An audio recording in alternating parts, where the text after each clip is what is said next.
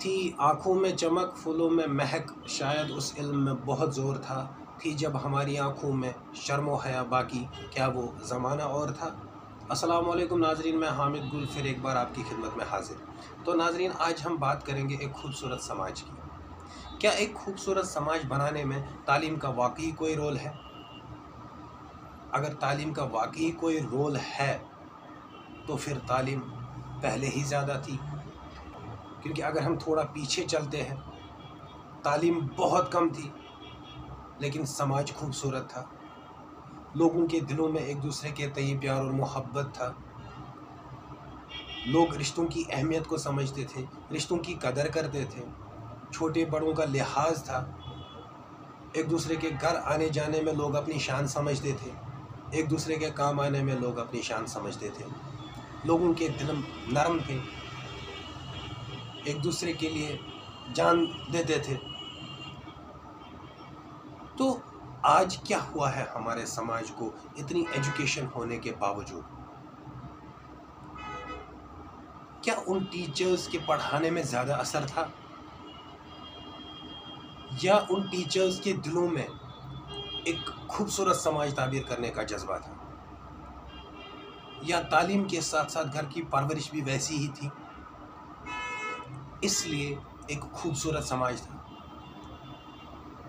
तो आज आप देखिए, अगर वाकई तालीम का कोई रोल है समाज में, पहले से ज़्यादा खूबसूरत समाज आज होना चाहिए, क्योंकि हर घर में तालीम है।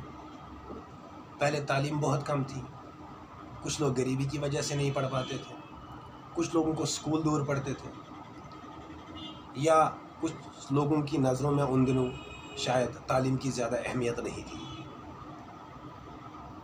आज आप हर गली में जाइए, स्कूल मिलेगा।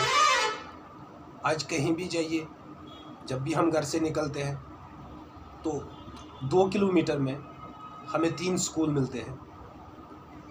मतलब हुआ कि तालीम आज बहुत ज़्यादा है। अगर हम देखें, हर घर में तालीम है, दीनी तालीम भी है, दुनियावी तालीम भी है, उसके बावजूद हमारा समाज बिगड़ता जा रहा है।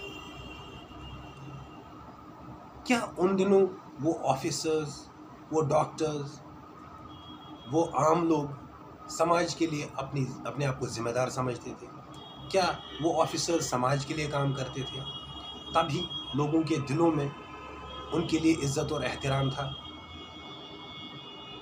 अब आप आज आ जाइए, अगर कोई बड़े से बड़ा ऑफिसर है, हमारे दिलों में उनके लिए इज्जत नहीं है। ऐसा क्यों हुआ? इस चीज़ के लिए कौन जिम्मेदार है? आप देखिए, हर घर में तालीम है, तालीम होने के बावजूद हमारा समाज तबाही की दहाने पर है। क्या इस चीज़ के लिए खाली स्कूल जिम्मेदार हैं, खाली इंस्टीट्यूशन जिम्मेदार हैं, खाली उस्ताद साहिबान जिम्मेदार हैं, या हम लोग भी जिम्मेदार हैं? जहाँ तक मेरा ख्याल है, इस चीज़ के लिए हम लोग भी जिम्मेदार हैं, क्योंकि हम अपने बच्चे को एक गोल सेट करके देते हैं कि आपको डॉक्टर बनना है, आपको इंजीनियर बनना है, आपको आईएएस का एग्ज़ाम क्वालिफाई करना है, आईपीएस का करना है।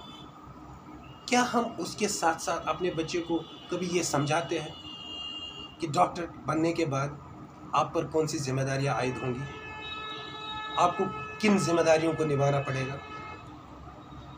आपको डॉक्टरी के साथ साथ अपने समाज के लिए भी काम करना होगा, आपको टीचर होने के साथ साथ अपने समाज के लिए भी काम करना होगा, या आपको आईएएस, केएएस, व्हाटएवर होने के साथ साथ अपने समाज के लिए भी काम करना है। ऐसा तो हम बिल्कुल भी नहीं करते हैं। हमारा बस मोटिव इतना होता है, हमारा बच्चा डॉक्टर बन गया है, लेकिन वो खुद के लिए बन जाता है।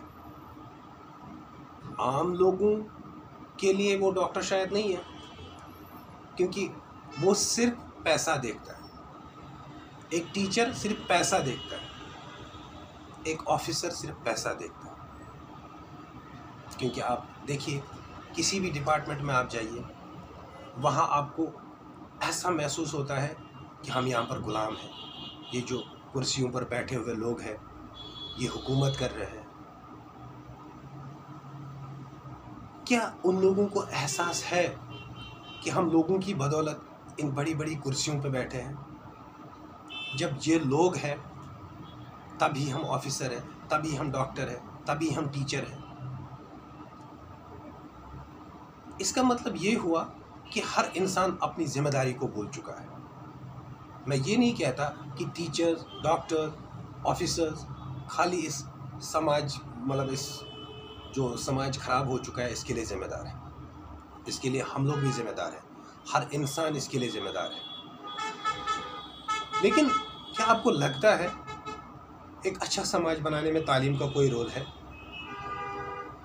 अगर ऐसा होता तो सबसे ज़्यादा एजुकेशन आज है, हालांकि एक्सपेंसिव है लेकिन हर घर में है, दीनी भी है, दुनियाई भी है। उसके बावजूद भी हम क्यों पीछे चले जा रहे हैं?